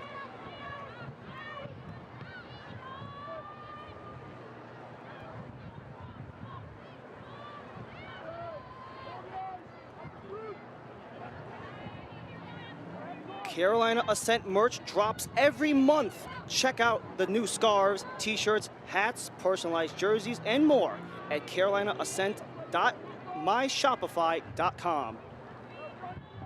For Carolina Ascent, it probably helps that their colorway just looks absolutely gorgeous, especially in the night light of the American Legion Memorial Stadium. As I think unfortunately right now they're so spread out and they're so defensive minded trying to contain Carolina going forward that they just haven't had an opportunity to settle into this match. The few opportunities they have had on net, they just haven't been able to capitalize. Riley Parker steps on the gas to win the ball as she looks to get around. Crossing center, deflected and out of play.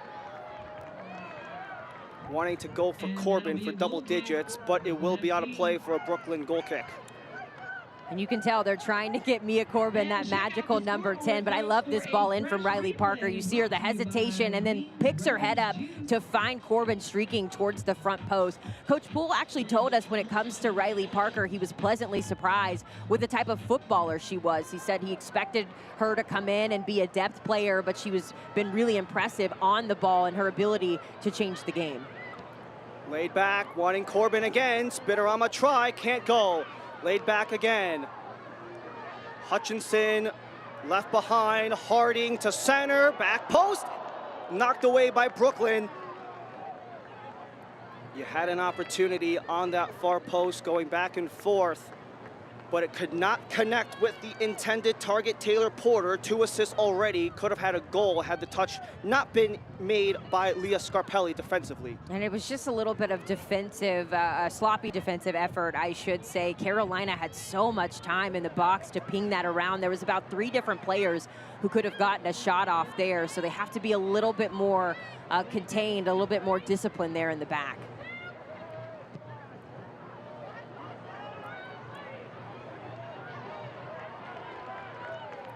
George wanted to go full sprint ahead, but Jenna Butler was the one who was the roadblock, and now a takedown with Merrick from behind.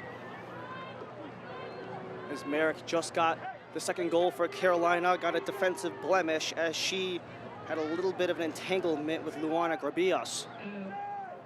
And this will allow Jessica Garziano to step up to the plate with a free kick just outside the penalty area. And you'd like to think that a goal here for Brooklyn would just boost the morale. Not only do they need it from a score standpoint, but right now just feels really stagnant for Brooklyn. It seems like that second goal really took the wind out of their sails. Especially for Brooklyn, they've been well known to strike first. Of their 23 goals, 20 of them have come before the hour, as we're 3 minutes from that mark. Garziano, low, up back. The scoop is held on by Leshnak Murphy. Want a group outing? Carolina Ascent FC offers a variety of pre-game, halftime, and post-game experiences to take your group outing to the summit of fun. From marching onto the pitch with the pros to player intros or a post-game photo on the pitch, you can customize a chance of a lifetime experience for your group. Visit carolinaascent.com/groups to lock in an unforgettable match day experience. And I'm sure with Youth Sports Day here at American Legion Memorial Stadium, some of the young guns of the potential next generation are having an unforgettable experience themselves, with Carolina up by 2. As we approach the hour, Riley Parker wiggles through and has an opportunity to lay it back for Merrick. Scored the second goal just about 7 minutes ago. She got taken down and nothing more there with Scarpelli. For Grabias, with Studer, the interjection. And the jersey tug by Grabias, a little bit of a desperation play there as Studer beat her out to that open ball on that near corner. It was a physical challenge from Sydney Studer. I was a little surprised the ref didn't blow his whistle there, but he calls it clean. Unfortunately, in sports, it's always the retaliation that gets caught and gets called. And unfortunately for Grabias in this situation, she gets the yellow card. All yellow cards brought to you by Apollo Law as Grabias is sent into the book.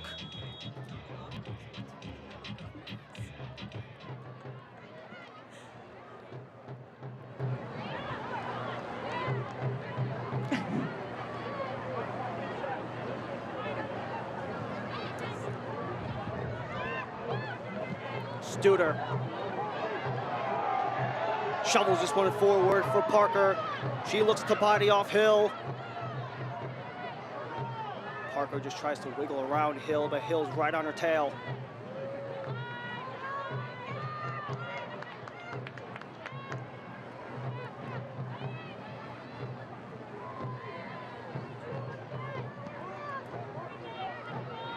Attempting to go long, but Parker's out of range. This will roll for the goal kick in favor of Brooklyn.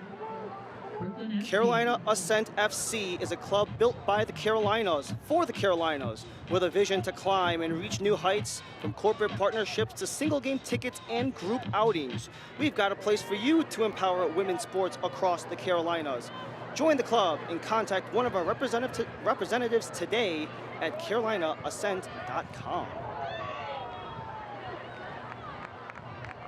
As another takedown is made against Brooklyn, and you mentioned some of the offsides and how that has hurt Brooklyn in the first half of play, but probably just as unspoken of and arguably equally as harmful has been the number of fouls, especially in prime opportunities. 6 fouls, but of those 6, a vast majority of them have been in the offensive half at the very least.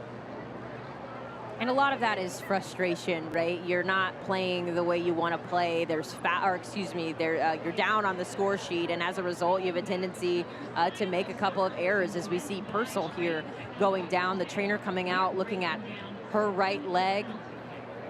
Concerns there for Brooklyn, especially we talked about Sydney Martinez already missing this matchup. Which would be Alexa Goldberg, who has not played a game in this Super League season in her first professional season after spending the last 4 years with the Florida Gators as we make our way back down to the pitch. Anna Whitty is between the benches. Anna? Carolina Sydney Studer and Addie Merrick don't just defend the right side of the field together. They actually play Fortnite almost daily together. Sid Studer and Addie Merrick are avid video game players, and Studer added that when Merrick joined the team back in the fall, they'll play up to almost 6 hours of video games together, and they actually have friends that play with him. Watching these broadcasts, they'll joke, they'll laugh about moments that happen in these matches. Studer takes this exceptionally seriously. In fact, Studer is top 0.1% in Fortnite game players. And for her birthday this year, Corbin, Tricoli, and Merrick made her a t-shirt that said top 0.1% in Fortnite or something. Really cool partnership that Merrick and Studer have on this team. Not you, Haley, but a little bit of a gamer hobbyist myself. That is on so many levels a top mark. Top 0.1% of anything is exceptional, but especially with the overall growth of esports and competitive video gaming, being at the top 0.1% of a game that has blown up as much as Fortnite has since around 2017, 2016, that is a great mark to have. And once again, especially because it builds chemistry, forces a lot of communication with one another, not just on the pitch, but off the pitch as well. That's a lot of trust to embody, and having those type of interconnected teamwork type of activities outside the field can definitely translate on the field, as it has just looking at the scoreboard as it is. I am not a Fortniter. I don't know if that's what you guys call it, but that is certainly not my forte. But what I can say about it is that the competitive nature of playing any kind of video games or any sort of competition, it clearly has leaked over for Sydney Studer, one of the most experienced players for Carolina. She's anchored this back line for much of the season. And so you see those connections building. That's a great report there from Anna. Top 0.1%. That's pretty good. Sydney Studer, 24 years old, coming out of Washington State. As Purcell has to launch, but it goes right into the feet of Riley Parker. Parker to center, Tricoli back for Parker. Carolina going back around as Tricoli wanted to go for Parker once more, but the block was made. The slip down as Garziano is slow to get up. That allows Tricoli a window to center it for Corbin. Corbin bumped from behind. Free kick upcoming for the Ascent, as this will also be a card out of the, pardon, not the card, the spray can rather, out of the official's pocket. It did look like he was reaching for his pocket there. I think the field is just a little slick, as we saw Mackenzie George go, or excuse me, Jess Garziano go down there, just slipping a little bit. And then for Mia Corbin, kind of the same there up at the top. She did get a little bit of contact, but certainly a dangerous position for Carolina to be in, potentially adding to this lead. Jill Aguilera has been so dynamic in terms of the setups of some corners, some free kicks as well, as the organization of the wall by our head official, Edson Carvajal, Joe Suchowski, and Shauna Forstall, our assistant referees, Kyle Johnston, the fourth official as well, all in blue, as Taylor Porter already a pair of assists today. Could she potentially get 3, or will she go for goal? Aguilera stands alongside Taylor Porter. Aguilera towards net and scores! Aguilera, what a beauty to give Carolina the 3-0 lead.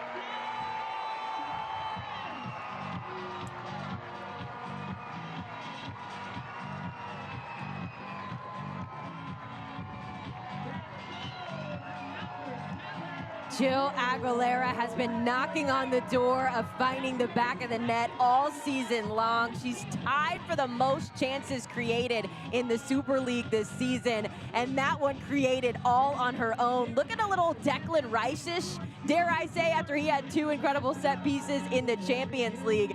Jill Aguilera maybe rivaling some of those finishes there. I've talked about her all game long, her ability to get up and get in on the attack.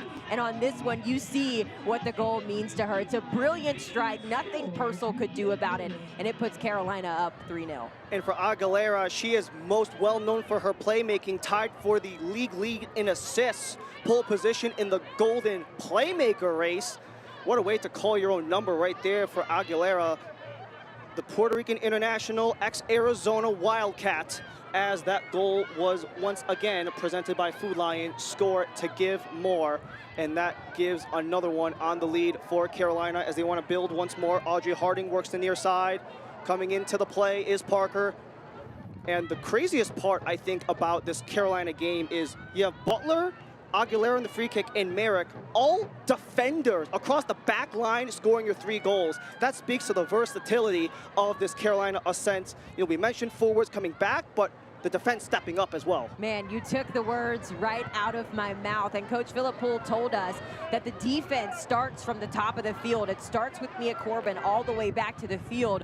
I think what he needs to start talking about is how the offense starts from the defense and works its way up.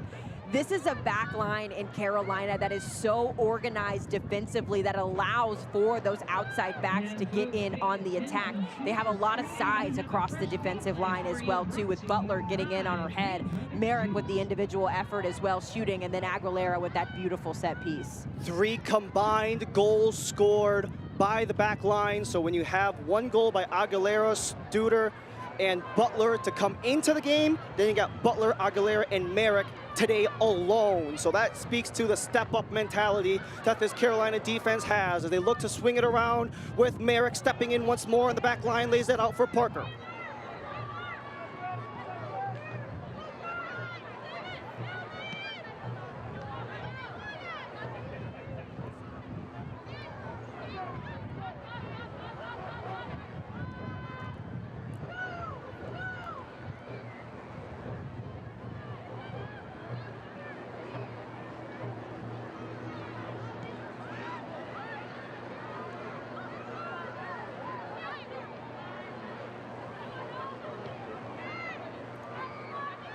Back for Carolina once more, laid across, around for Harding!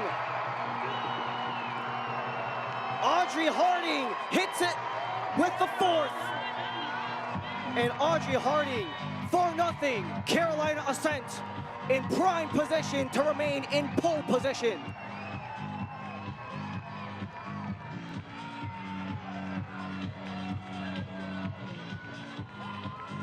Carolina really feeling that confidence right now. We've talked about Audrey Harding and her offensive effort in front of net. And you gotta think when you see the defenders scoring goals as an attacking-minded player, you say to yourself, hey, let me get in on this action. Audrey Harding has been knocking on the door ever since she had that brace against Lexington a few games ago. I talked about her missing much of the fall season. She has certainly picked up right where she left off, giving Carolina now a 4-0 lead over Brooklyn. Probably no better time than any for Jessica Silva to reach into the benches as Sheriff and Yapel come into the match with Philpotts and Grabias out. Grabias also working on a yellow card as well, so you don't want to risk potentially getting the first red card of Super League action, as all substitutions are brought to you by Batero Carts. And for Brooklyn, this is a moment where you really have to lock in defensively. What you can't do is continue to give up goal-scoring opportunities for Carolina, especially when they're playing as confidently as they're playing right now. I like the substitution of Emily Yapel coming in. She sort of provides that defensive presence on the outside, but also not afraid to get in on the attack. I think right now for Brooklyn, the focus here is making sure that this deficit doesn't get any larger than 4. On that last Audrey Harding goal, her 3rd of the season, give the assist to Riley Parker, her 3rd assist of the season. And you see the wings continue to make Brooklyn's life extremely difficult.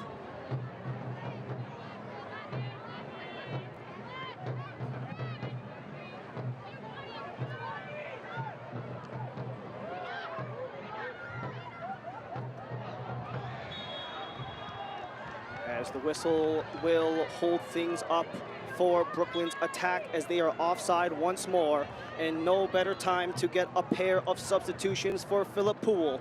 B. Hilton and Catherine Gonzalez as Mia Corbin and Ellie Hutchinson step out. You have a pair of forwards coming in coming out, pardon, for a pair of midfielders, so there could be some emphasis on just trying to lock down the last 20 minutes. And I love the opportunity for two players to get in on the action. We saw Catherine Gonzalez get the start in place of Ellie Hutchinson last week. Coach Poole said she's a great player, but struggles to really find her role on this team. She had some great opportunities in front of net against DC on Tuesday. As for B. Hilton, working her way back into the lineup as well, she can be an impact player and cause some disruption here. It kind of feels like Philip Poole wants to run up the scoreboard here. I know there's decorum involved, but certainly feels like this is a team playing on fire. A very secondary potential race on the table as well, but not only is Carolina maybe trying to keep an arm's length on Dallas in terms of the overall standings, but as of now, Dallas and Carolina tied for the highest goal differential in the league, each with plus 15. Carolina was a good chunk behind Dallas for that top goal differential mark to come in with a plus 11, but with a 4-goal outing already, Carolina and Dallas neck and neck every sense of the word. The benefit for Carolina, if assuming they continue to take care of business, will be 4 points clear of Dallas, who have yet to kick off in their match in Spokane. Well, and look at how the offense has developed for Carolina in this spring. Other than that 1-0 victory over DC Power earlier this week, it's 4-0 over Brooklyn, 3-0 over Dallas, 4-0 again over Carolina. We talked about the shutout as well. If this holds, it will be the longest shutout streak in Super League history at 4 games.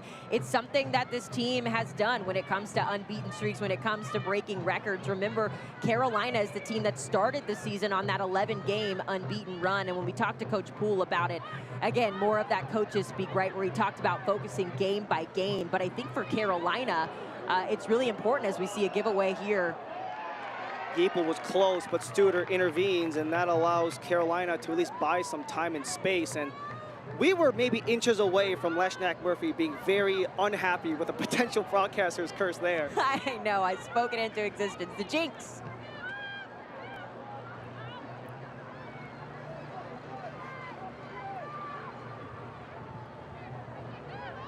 Studer has to get away, slipping it forward, but the turnover created by Yeaple.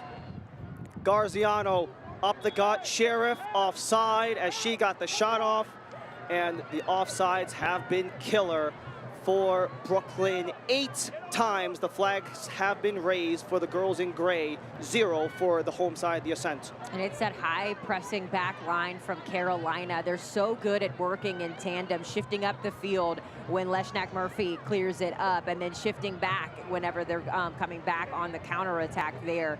It's just really challenging right now for Brooklyn to find any sort of consistency or rhythm.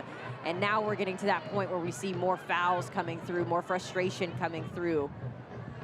As Allison Pantuso is a little slow to get up, we continue to make our way through the USL Super League season. As you can stay up to date with the USL Super League, sign up for the Super newsletter. Get news from around the league and your favorite teams, and the stories around the league delivered directly to your inbox weekly. Sign up at uslsuperleague.com/newsletter. And with 15 minutes left to go in regulation, there has been so much happening from across the league, especially with 6 games left to go, including the conclusion of this one. Once the final 15 minutes tick off, both Carolina and Brooklyn will have 5 games remaining on their respective schedules. Carolina back here at American Legion Memorial Stadium, where they have to play against Spokane Zephyr, who have an outside possibility of getting into the playoff race, and then Brooklyn FC will go back home to play against Lexington and DC Power, the 2 tables who are currently the cabooses in the standings. And if there's a chance for them to maybe recover from the sting, it could be here. But it's a open ball in the box, trickles out, and it's back in possession of Carolina as they'll take it off the throw.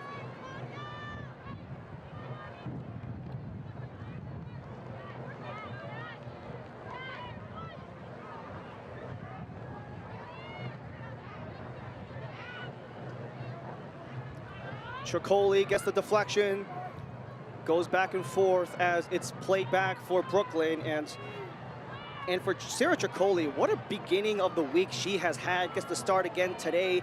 Got a chance on Monday to see her Florida Gators get the natty and then score the goal against DC. That one was attempted towards goal and wide. But for Sarah Tricoli, she's really been that center midfielder who's directed a lot of the traffic in the last couple of matches. And when you watch your college team win the NCAA natty in basketball, then you score a goal the very next day and continue to be one of the key playmakers today, Tricoli, one heck of a week for her. Certainly, those Gators, man, they keep on chomping. A great win there for the national championship, but was really cool to see Tricoli get in on the scoring. Coach Philip Poole talked about her being one of the unsung heroes, one of the players that maybe doesn't get as much credit. And what I love about watching her is that she's a bigger body in the middle of the field, and she's so good typically at being able to manage that strength and that physicality. She'll go in on challenges. She's typically stronger than players who go in against her. So she just provides that strong presence in the midfield. And then to see her get on the back of the net, to your point there, it was really exciting. Her celebration with her teammates was a lot of fun. That was her first goal since February. That was also in a game against DC. And the attack for Tricoli and the Ascent results in another corner kick for Carolina. Not very many for them in this game, but they haven't needed them in order to really show their threat, as shown by the 4-0 scoreline, as all corners by Carolina are brought to you by Nucor.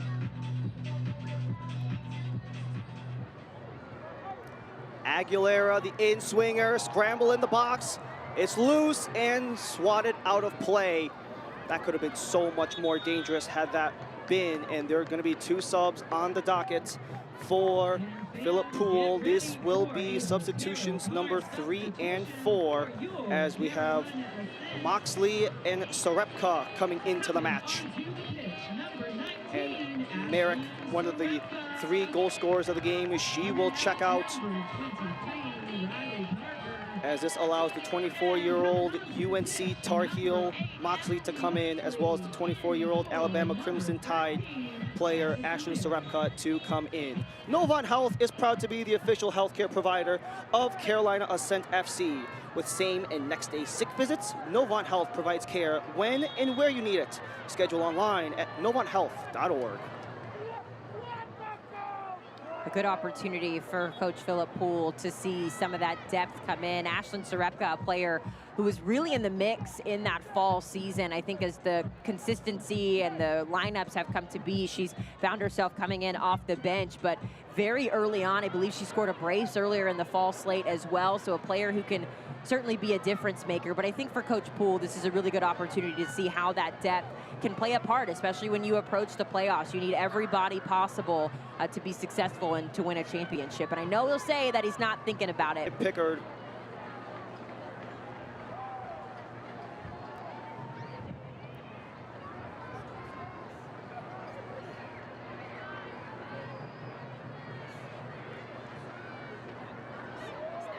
Aguilera off the throw, allows the break in. Is that swatted out as Purcell had to step in, and this should be another corner for Carolina. Had a chance to add a 5th, but Purcell with the block.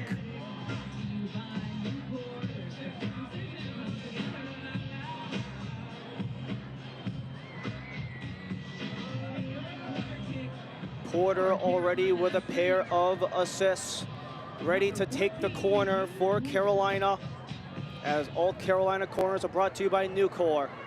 Into the area, only Brooklyn players in the way, still up for grabs, and it's swung on and scored again! B. Hilton, her first in the Super League. The 17-year-old strikes in the 80th minute.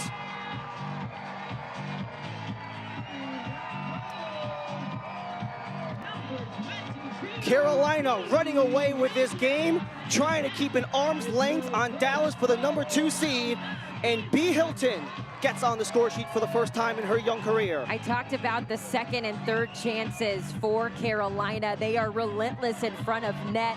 I love the awareness by B. Hilton. She's constantly got her eye on the ball, and when it falls to her, she connects on the volley. Not a lot Purcell could do in that situation with so much chaos.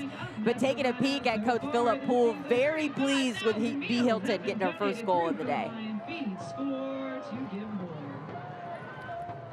All Carolina Ascent goals brought to you by Food Lion. Score to give more.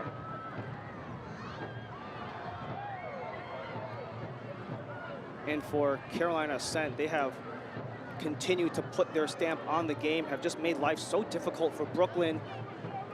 And you're talking about a Carolina Ascent side that has 9 shots on net to Brooklyn's 2 total shot attempts, but they've got the possession with Yapel. Centering for Breslin. Swing and a miss, opportunity, and that's stayed by Leshnak Murphy. Way to stand tall, but still alive for Brooklyn. Headed up and out by Tricoli and allows the dump out for the Ascent as they just look to buy some breathing room as we are in the final 10 minutes of play. Everything clicking right now for Carolina, even when they give up the open pass on the outside for Brooklyn, that wide open touch. Unfortunately, Brooklyn not able to capitalize, but man, Carolina going to be a tough team to beat as this spring season ticks along. They're just so in sync with one another, even as the substitutions come in. We've already seen a goal impact from a substitution. Emily Moxley getting in on the mix as well on that outside. It's just a complete team from Phillip Pool's side, and they're starting to find that stride. And I keep talking about the confidence. When you are playing confident, it's really hard for anyone to beat you. And we talked about the overall spread of goal scoring earlier in the match. It had 3 defenders get in on the mix. Argie Harding, she's listed as a forward, but she's listed in the starting 11 as a midfielder today. And B. Hilton listed as a midfielder, but she came on for the center striker, Ellie Hutchinson, only a couple of minutes ago. That was back in the 71st minute, so about 10 minutes ago. And for B. Hilton, she's still kind of getting into the swing of things. Only 9 games played throughout the season. The first ever Academy player in USL Super League history. And that definitely provides that spark that Anna mentioned all the way back in the first half about the overall development of the Academy programs on Youth Sports Day here in Carolina, nonetheless. And we continue to hammer that point home, right, of having visibility here stateside and what it means for little girls who are in the stands watching this game. And I think even for players like B. Hilton, getting that experience at the professional level sets them up for success as they push forward into their college careers and beyond. It really just is a unique opportunity for these players to have, and it's even better when you see them capitalize like we saw from Hilton moments ago. Hilton off the strip. The spinorama allows Gonzalez to spring free. Gonzalez centers. Hilton had a try, blocked. Second try. It's going to be Purcell to intervene as you had Hilton and Porter going for net.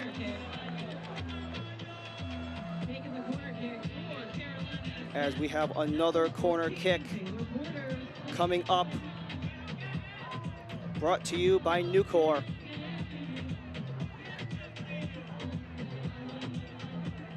Fifth corner upcoming for Carolina. 4 of them coming in the second half alone.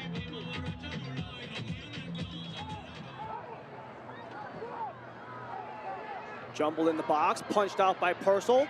Live ball taken away by Brooklyn.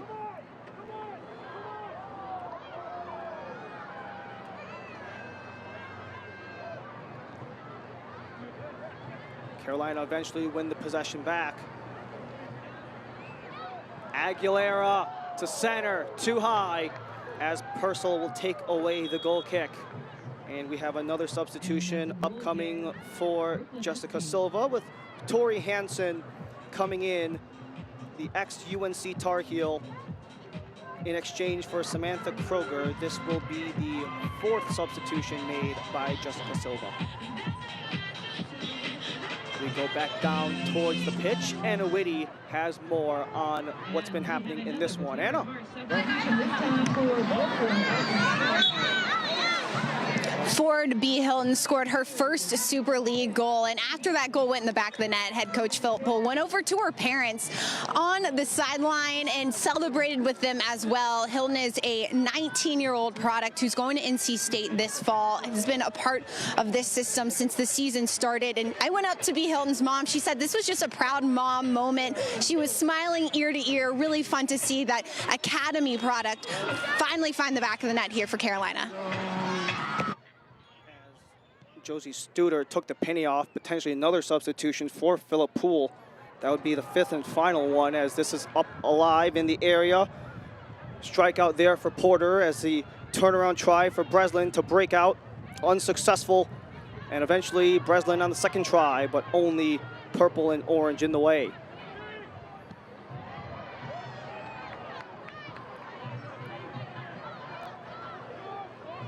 And as Anna talked about that last piece about B. Hilton and what this means, not only for the family, but for the Carolina Ascent organization. You talk about a lot of these championship rosters across all sports, not just in soccer, but the family environment, how much they care about the person aside from the player, definitely helps build that camaraderie, that chemistry, the overall trust, not just as players, but as people too. And that has certainly been emphasized by that last point Anna made. Well, it's just so special to have your parents in the stands. I used to take it for granted when I was in high school and my parents would come and they would cheer for me. And then when I got to college, and they weren't always able to make it down to the games, it was really sad. And so I remember talking to my parents about telling them how important it was for them to be in the stands, how much it made me play better.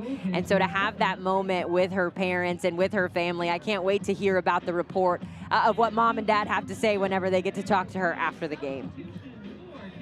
Josie Studer, a product of Louisiana Tech, coming in. Her first start back in October was against Brooklyn, as she will replace Audrey Harding. And for Josie Studer, she made her first start in the Super League. That was in a 2-0 win against Brooklyn on the 19th, where she assisted on both goals in the second match of a back-to-back against this very Brooklyn FC side, something that Josie, I'm sure, is very familiar with, that early memory of her pro career.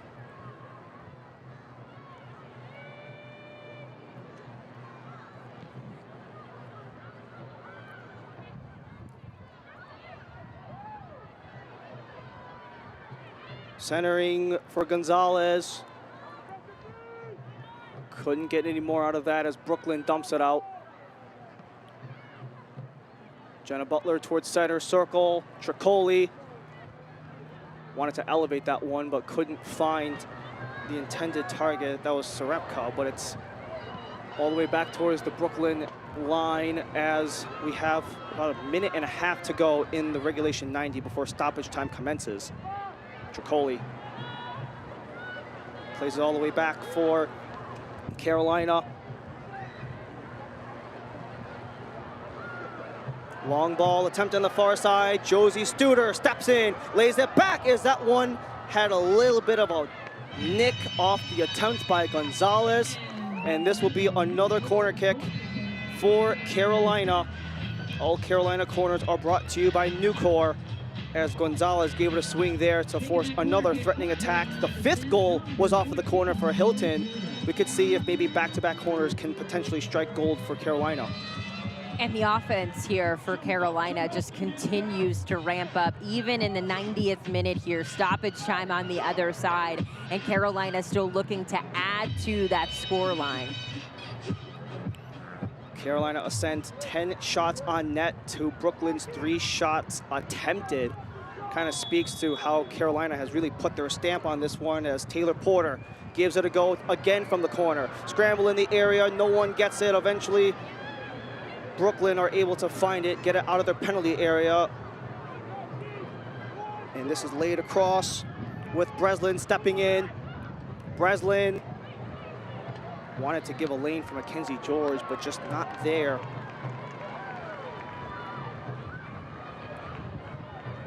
And that's kind of been the name of the game for Brooklyn. Quick moments of brilliance before not being able to complete that final pass. And stoppage time will be 2 minutes, as it is brought to you by Blue Cross Blue Shield of North Carolina.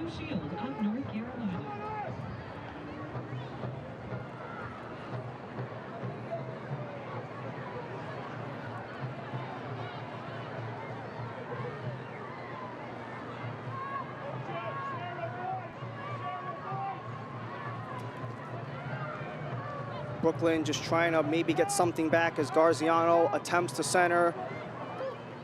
Couldn't find the target as it's scooped in by Leshnak Murphy once again. And for Brooklyn, a potential opportunity to get back onto the W side of things in 2025 with the two teams currently trailing the table in Lexington and DC Power respectively, both at home, before they have their final 3 matches of the year against 3 teams all vying for the playoffs. Fort Lauderdale, who currently sits on the 4th and final position, Spokane Zephyr, who are about 7 points out, 8 points out of that race, who are also fighting for it, and then to trail the season against this very Carolina Ascent team.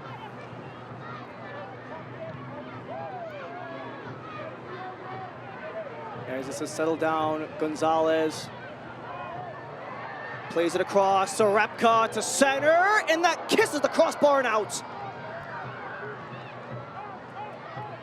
This 5-0 loss, if it stands, it will be the first and second largest losses in USL Super League history, as that flag is raised offside. And the largest loss in USL Super League history was back in the beginning of March, the 6-0 loss that Brooklyn suffered in the Cotton Bowl against Dallas, and here at American Legion Memorial against Carolina, against the 2 top teams of the league respectively. Jess Silva, I'm sure, will have a lot to speak about, as this will be it through 90 minutes of play. Carolina remain in pole position in the USL Super League with a 5-0 win against Brooklyn FC. Carolina proving to you why they are at the top of the table. From the opening whistle, they brought it on the offensive side, and they were so disciplined in the defensive area. But really, to your point earlier, Ryan, the defense shining here on both sides of the ball. 3 of those 5 goals scored by defenders today. And then Audrey Harding and B. Hilton getting in on the scoring. It's a perfect opportunity for Carolina to continue their momentum. I know it's cheesy, but their ascent to the top has been so much fun to watch. And it's tough for anyone coming into Carolina's home field trying to get a win. We have Sam Leshnak-Murphy in frame as we take a look at our save of the match, brought to you by Train Technologies. And this one started off very early in the match. Yeah, this was a pivotal moment for Carolina early in the match, and Leshnak-Murphy able to get her paw on that, keep it out. We talked about her aggressive nature that was on display all game, but that one personifying it. A lot of the action was on that right goal, and the play of the match again on that right goal, presented by Plaza Appliance Mart. Jill Aguilera deserved this goal. She has been knocking on the door of finding the back of the net all season. You can see it in the emotion. It's a brilliant strike. Nothing Purcell can do at that top corner. Truly a special goal there from Jill Aguilera. As we go down to the pitch, our player of the match, presented by Nucor, is B. Hilton with the 5th and final goal for Carolina. She stands alongside Anna Whitty. B, we're with the player of the match. Congratulations on your first ever Super League goal. What did you see in that moment to find the back of the net? To be honest, I saw the ball come in. Audrey put it back across. It was a great header. And all I could think was that I just had to get a touch on it. That's all it needed to get into the back of the goal. And so I tried my best and it worked out. So couldn't be happier. That's all it needed. And B, you're a player that has been playing at the professional level in training. How do you feel like that has sped up your game of late? Oh no, my teammates, my coaches have done an excellent job of preparing me for this level. I get pushed constantly by all of them, really, and so yeah, I felt really prepared going out there. Well, congratulations. Thank you so much. Thank you. Coach, congratulations on this win. These Academy players coming in and making an impact. How does that excite you about the future of young players in your system? Yeah, we've got several young players, B just being one of them. You know, we've been very deliberate about trying to make sure we take care of these players game by game, week by week, and knowing that they're not always going to be ready and they're not always going to perform, but when they're ready, that we know we'll give them a chance here.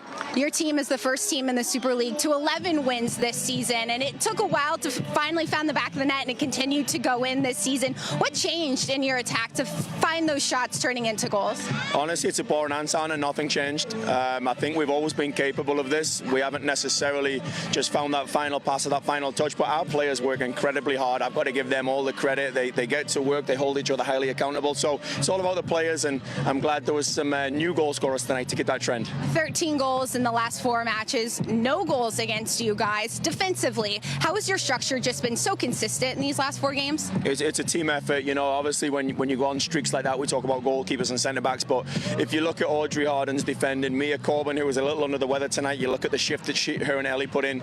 It's a team effort. It starts at the front, but you got to hand it to Jenna Butler tonight and Sydney Studer. They put in some tackles and they put a shift in. So I'm really happy with everyone. But it's a team effort and there's a commitment to it. Thanks, Coach. Congratulations. Thanks, Anna. Take care. It was an eventful 5-0 game, the 5th one presented by B. Hilton to get that one through, as it's a 5-0 game when it's all said and done, presented by UNC Charlotte.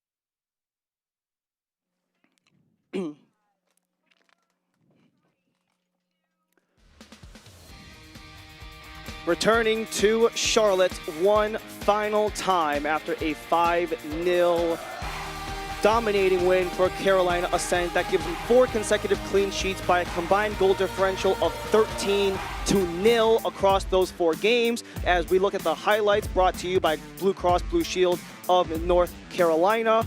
And this has really been Carolina's game as they took it to Brooklyn early and never let off the gas pedal. We talk about defense when we talk about Carolina. Who knew that we'd be talking about the defenders getting the scoring going, but that's exactly what Jenna Butler did there. Gets through it with her head to make it 1-0, but then the defensive party kept going. Addison Merrick here thought she was going to lay it off for a teammate. Boy, was I wrong. There's no spin on that ball. No chance for Purcell to really make a save as Merrick tucks it back post, but this was a game for the defenders. And especially because that party continued rolling, and Aguilera, what a strike. Probably, I'm not saying it is, but it is a long month. That could be a potential early goal of the month contender. I mean, this was the goal of the game for me, for a player like Jill Aguilera, who has been so integral to the Carolina attack while also bolstering that back line. Certainly was special to see her get in. Audrey Harding on the other side, a nice little move showing off her individual skill on ball. She's a player that is not afraid to keep it at her feet, composed in front of net. Purcell makes the initial diving save, and she's out of rotation there, unable to make the save. And then a great moment here for B. Hilton, the Academy product. A moment that her and her family will never forget. First professional goal for Hilton. And I loved that report from Anna Whitty, hearing her parents in the stand. She puts a stamp on this one, was so excited to be in the right place at the right time. As we take a look at the full-time stats part, brought to you by Blue Cross Blue Shield of North Carolina. We talked about how much Carolina not only dominated and maybe some of the Brooklyn Follies, but that isn't just something that you can say on the eye test. The numbers clearly support that too. Look, Carolina has right now what a lot of these teams in the league, and that is goals. Carolina find their offense. And you mentioned how Carolina has probably been the best team in the league so far. That's supported by the standings. They remain in the #1 overall seed, trying to keep an arm's length against Dallas Trinity as they get set to kick off in Spokane. A game-and-a-half lead, in essence, for Carolina definitely helps that push. Especially when you look at the middle of the table there. Brooklyn, Fort Lauderdale, Tampa Bay, all fighting for playoff position. It's so important for Carolina to continue coasting through the season. I say coast, it's not really coasting, but continuing that momentum going forward. Well, that'll do it from American Legion Memorial Stadium, as it was an action-packed Super League game that was, in every sense of the word, super. For us, our entire crew, Anna Whitty is down on the pitch with Haley Sutton. I'm Ryan Lee. Thank you so much for joining us. Have a great rest of your night.